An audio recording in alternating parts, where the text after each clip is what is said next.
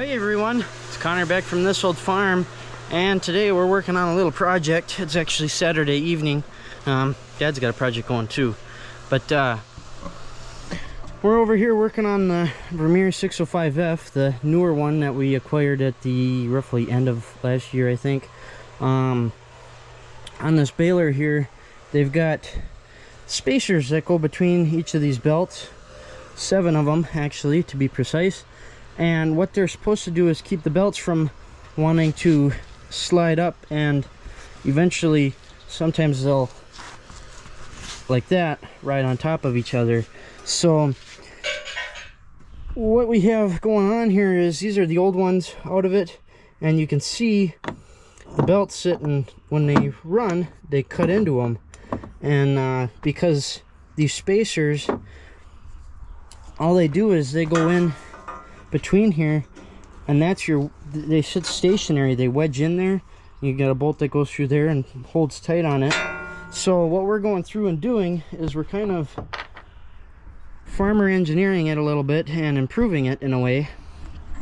What we have got going on in the machine shed, and what you guys just watched, is the start, or actually nearing the end of our cutting process here. But we've got these different size spacers. So these are cut at 3 inches long. These are cut at roughly 2 7/8, and of course these are roughly 3 inches as well. But what we're gonna do is, the plan is to have the little spacer inside of the big round one, so that when the belt is running, and this is going to be hard to do one-handed, it's just not going to work. This outer tube will spin, and this one will be what's cinched by the bolt in between the two plates, so that hopefully we keep that wear from wearing into the spacer here. Stay there. Oh my gosh. Alright, forget it. Go there. So that hopefully it won't cut into the spacer again, and we'll have to go through and, remake a bunch of these. So I've got 5 of them, and I just cut number 6 there. He's over here. There's number 6. So I've got one more to make, because there's 7 of them. I got 7 of those, the smaller diameter spacers. So I'm gonna cut my one more, and then we're gonna get to putting those into the round baler there and see how they do. All right, so now we've got them. I went through and bolted them in.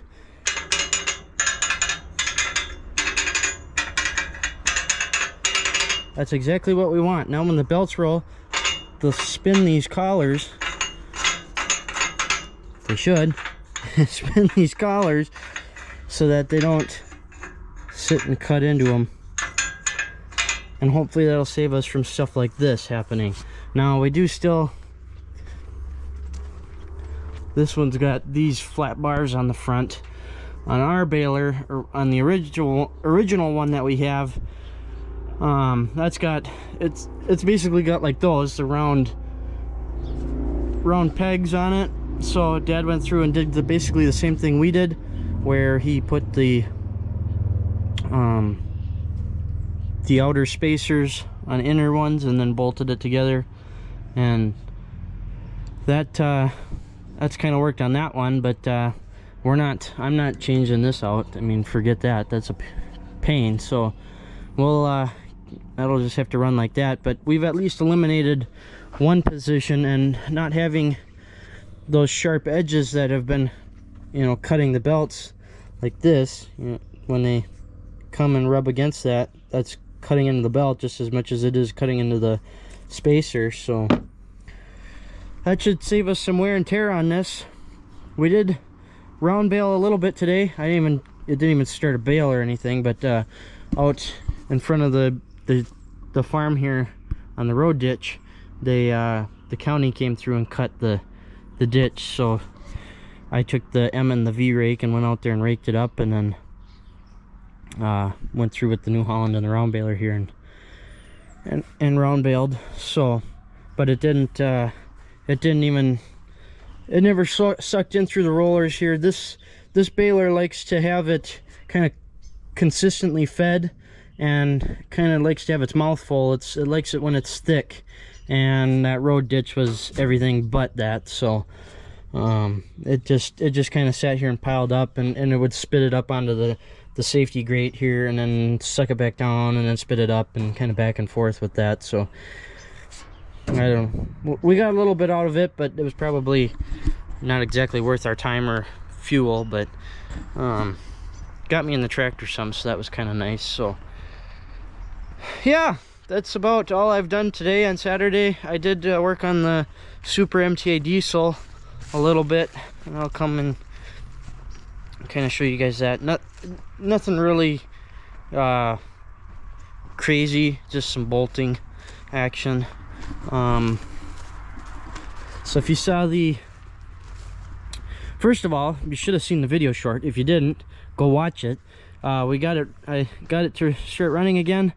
All I really had to do was go through and put a new fuel line on.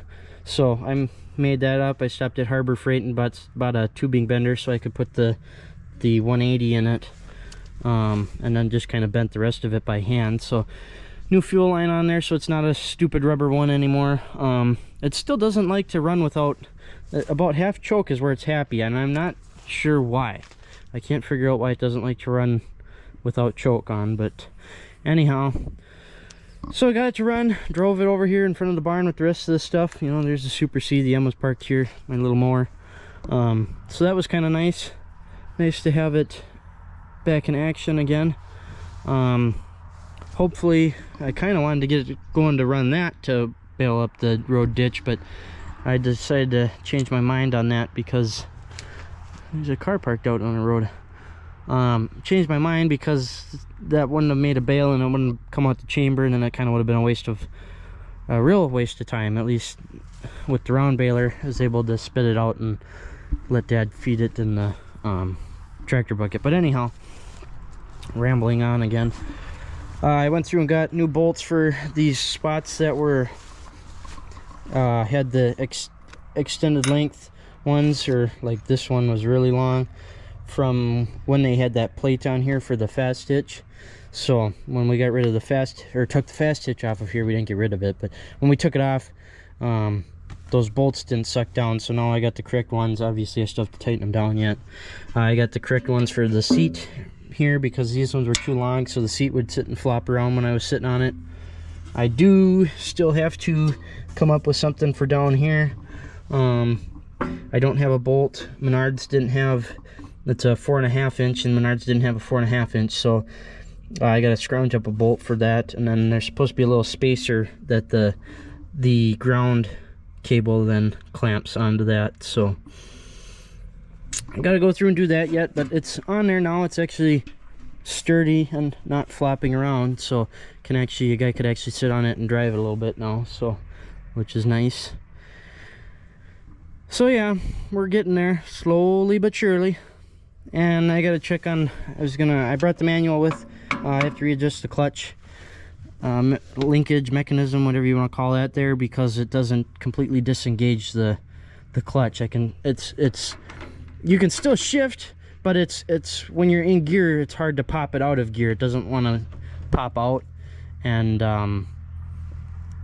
it goes into gear fine, but it just doesn't like to pop out, like there's still pressure on it. So I'm gonna check into that, see if that's, when I adjusted the clutch at Rick's, I never adjusted the stop bolt, and I don't think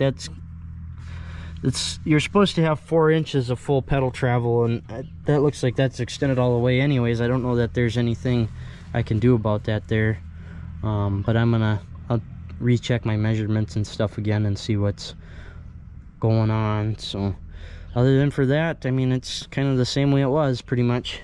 Eventually I'll get some hoses for that to run from there to here, and then some couplers to put in there so that we can, you know, run hydraulic implements and stuff with it. Probably won't run the V-rake with it because I'm kind of scared to shear keys on that pump and stuff, that hydraulic pump. So probably won't use this for that. We'll keep using the M on that, and I got to replace the alternator because the alternator is shorted out, and if I connect that battery, that wire to the alternator and then hook up the battery, it starts arcing and throwing sparks and stuff. And so I'm not going to play that game. We'll just get rid of that alternator and find something else to put on. So, and I got new bolts for the that cover, so go ahead and I gotta get some lock washers to put on there, and then those can all get tightened down. So other than for that, that's pretty much a recap of what I did today, Saturday. Tomorrow's Sunday. We'll see what we get into tomorrow. Somebody was commenting too about if I was gonna clean up in front of the barn here a little bit. I did pull some trees and stuff for reasons I'm not going to get into. I can't do anything about this, so it stays here. I can't really increase my space any, so yeah, we need to pull them ones there and clean up this area and maybe try and condense it so there's some corner space here. But it's just one of those things that I can't do a whole lot with the space that I have, and I won't get into it more than that. Anyways, I'm gonna start up the New Holland here, pull off my safety chain, and then we'll see how our new spacers are working and show you guys what the exact kind of idea behind that is. So let me get the chain disconnected and the New Holland running here, and then we'll bring you back. Well, here it is in action, but it's not really working how we want it to. It should be spinning with that belt, but I gotta try and like force it to get it to go. It doesn't actually spin, so I don't know. Part of the joys, I guess. So, but at least they're new. They're not. The belts can't cut into it. They got something nice and soft to rub against. So better than it was. All right, it's Sunday.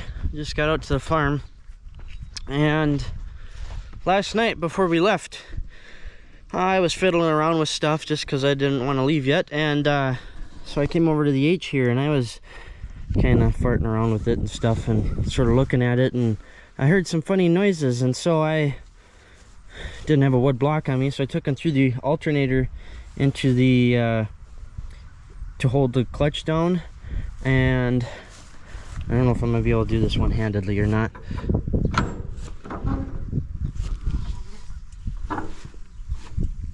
It's tough right now because there's no valve train in it and there's pressure with the spark plugs being in, but it turns over. So the engine's not locked up on this one.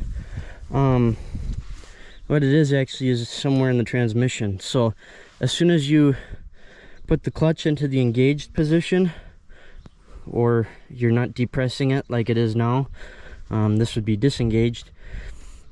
As soon as you put it into the engaged position, it locks up. Everything locks up, and there's a noise right about in this area here, I think it was, that's kind of growly and gravelly sounding. So I was kind of thinking what I might end up doing is drain the fluid out of the rear end and then pull the PTO assembly out of it and take a look in through the back of it and see if I can see, you know, possibly anything that's obvious wrong.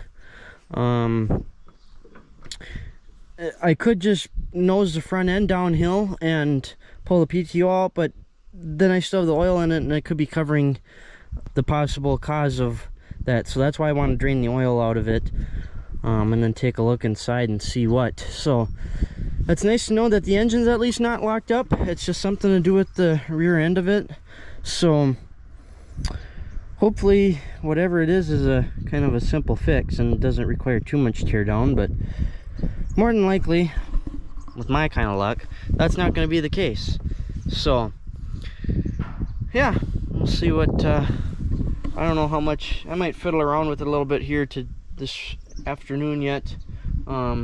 Dad's not out here yet. Somehow I beat him out and he left before me, but so I'm gonna fiddle around with it a little bit, see what I can't come up with maybe, and go from there. So I might be splitting this one, I don't know, we'll see what happens. But if I can fix that rear end, I will, but otherwise we do have that 9-speed to throw behind it, but I'd rather fix this one. I don't know why, I just would. So we'll see what we come up with, and it's, I don't know if I'm gonna, what I'll get to it today, but I guess we'll update you guys if we get to it today, or otherwise there'll be a future video on it. Well guys, that's it for this one. After the clip from this morning, I never really did get to work on the H any. Dad showed up pretty much right after I ended that, so and then we ended up working on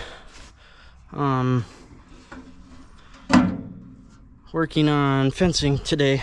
We restrung, we had to put up a new corner with a gate, the one that Dad was working on last night that I believe I showed you guys. We put that in, and then restrung or retension the wires, the barbed wire that was on, and put the cattle out on pasture, the first pasture of the year, kind of, sort of. They were, when they were starting on, or getting on the other one before we could finish up checking on live traps or trying to trap woodchucks. They got, geez, what the heck was that?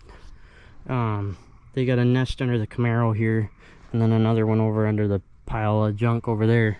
So I put up 2 live traps. Okay, so as I was saying, because for some reason 55% battery isn't enough on these stupid GoPros, they got one under here and one over there. So I got 2 live traps set with some watermelon in it to try and see if maybe we can capture them. I don't know.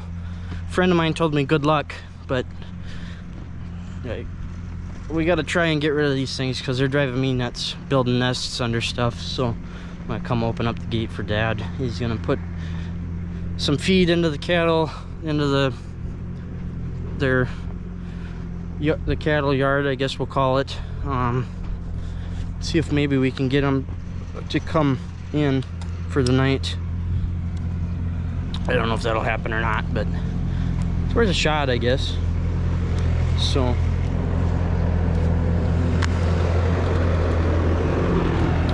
see what we can make happen. So there he goes with the feed. So yeah, that was, fencing was pretty much what we did all day today, even right up to the end here before I grabbed the GoPro and stuff. What the heck did I do with my can of pop? Oh, it's in the garage, darn it.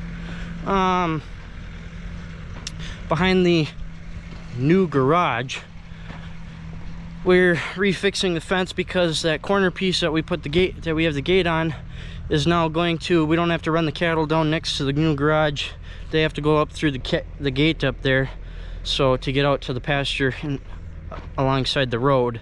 So we got to fix, I have to fix or put back up the fence that the cattle knocked down that's behind the garage, because obviously we don't need them to walk through there anymore. So we need that stuff to be back up so that they don't get out then, if that's not going to be their point of entry and exit anymore. So working on that. That's 4 strands that half of them are buried in the dirt and the other half aren't, and it's a kind of a mess. So, and they're broken part of the way too. It's kind of a goofy corner, U-shaped piece.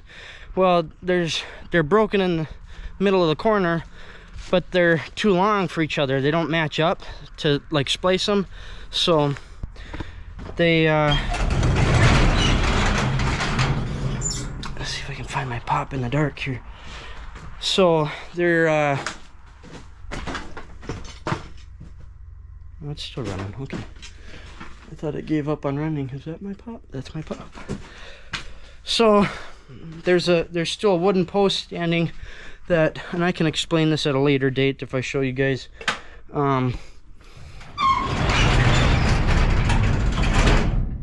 So that's basically just acting as an endpoint for 2 different ways kind of thing. So just wrap them around the post and tie it off rather than splice them together, since they're not really splicing. So that's kind of how that looks, or sort of what that's been for a project, I guess. So anyways, I'll quit rambling. I know I'm kind of just jabbering on here for 5 minutes.